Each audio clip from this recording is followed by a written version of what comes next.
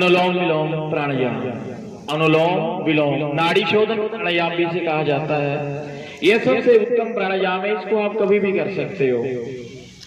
इसके लिए कोई समय निर्धारण नहीं है। जहां भी आप खाली बैठे हैं, आपको ऐसा लगे कि आपको कि ये समय ठीक है, मैं अपने आप को स्वस्थ कर सकता हूँ, ये सबसे ज्यादा शक्ति देने वाला है।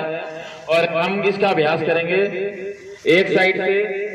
ये देखिए, आप अपने दाहिने इसके अंगूठे से अपने नासिका को दबाएंगे, हल्का दबाएंगे, यानी कि तोड़ ही देना, सामान्य रूप से दबाएंगे। और एक साइड से अब श्वास भरेंगे, दूसरी साइड से तब छोड़ेंगे जब यहाँ पे हमारा हाथ दूसरी उंगली आएगी। तो शुरू करते हैं।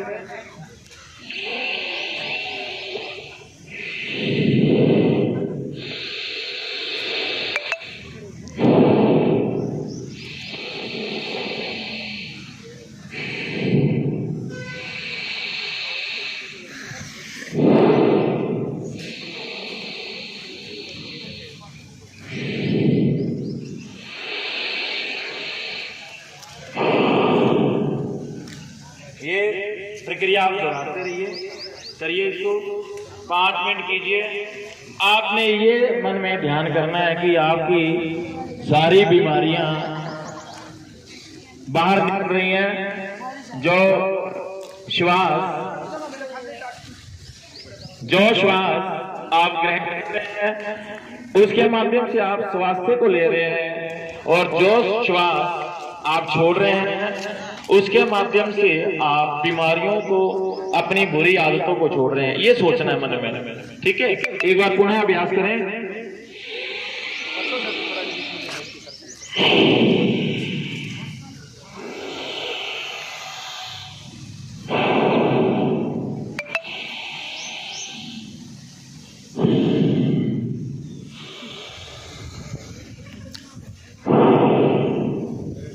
इसका अभ्यास करते रहें। हमारे शरीर के अंदर 3 प्रकार की नाड़ियां होती हैं, जो हमारे मूलाधार चक्र से लेकर सहस्त्रार चक्र तक जाती हैं। हमारा मूलाधार चक्र, जहां से हम बैठते हैं, जो हमारी उपास्थि होती है, जिसको उपस्थ कहा जाता है, यानी कि जो हमारा बेस है, फ्रेंड, ठीक है। ये मूलाधार चक्र होता है।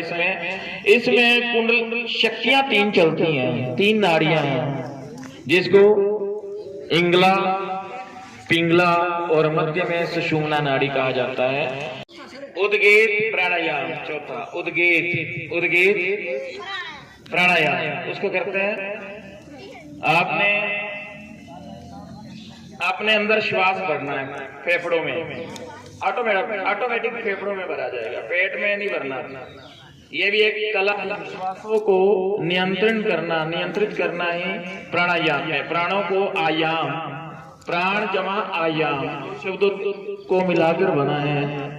प्राणों को आयाम हम कब रोक सकें, कब छोड़ सकें, जिसको रेचक कहा जाता है, पूरक कहा जाता है। और इसकी प्रैक्टिस होनी बड़ी जरूरी है। और प्राणों को रोक सकता है वही ब्रह्मचारी, वही दीर्घजीवी बनता है। समझ में आई? तो हम प्रयास करते हैं। मैं आपको बता देता हूं उद्गीत क्या मतलब है।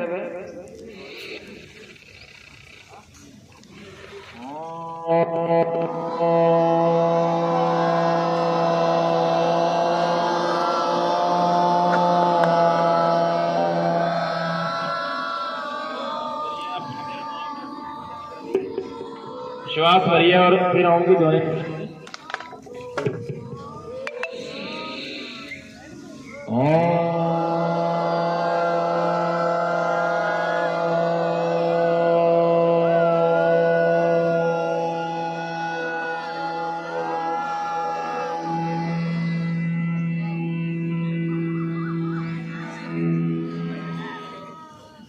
श्वास भरिए। आपने एक वो देखा होगा, जब बचपन में एक बाजा टाइप आता था और उसके ऊपर गुब्बारा लगा होता था। जब हम उसको हवा बीच में भर देते थे, जब वो बंद होता था बाजा बजता था। बिल्कुल वही सिस्टम है।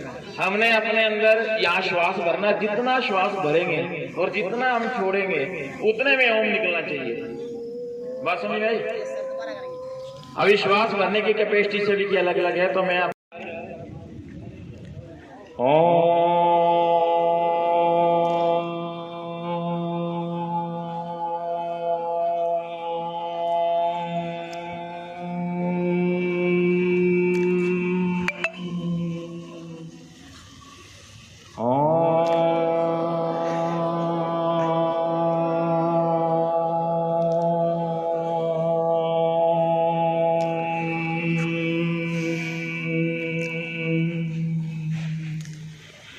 ओम का ना आदि है, ना मध्य है, ना अंत है।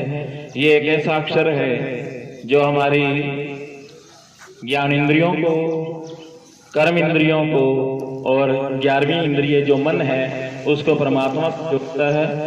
7 लोग ऊपर के और 7 लोग नीचे के, वहां तक ये ध्वनि जाती है, जिससे हमारी आत्मा को अत्यंत शांति की प्राप्ति होती है। तो एक बार पुनः उच्चारण करेंगे,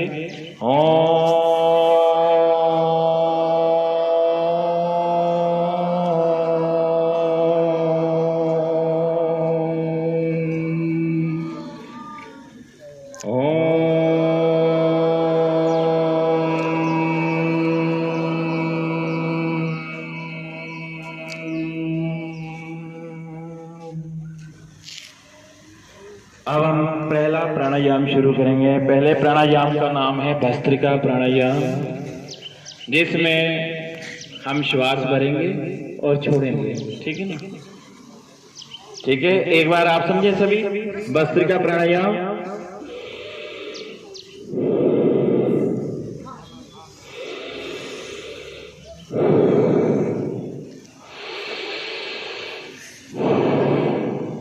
कीजिए इसके प्रयास।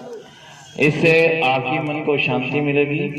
आपकी जो डायाफ्राम है, जो छाती के अंदर हवा भरी जाएगी, फेफड़ों के अंदर जो भी कमियां आ चुकी हैं। सांस लीजिए, फेंके बाहर, पेट को अंदर, सांस बाहर फेंके।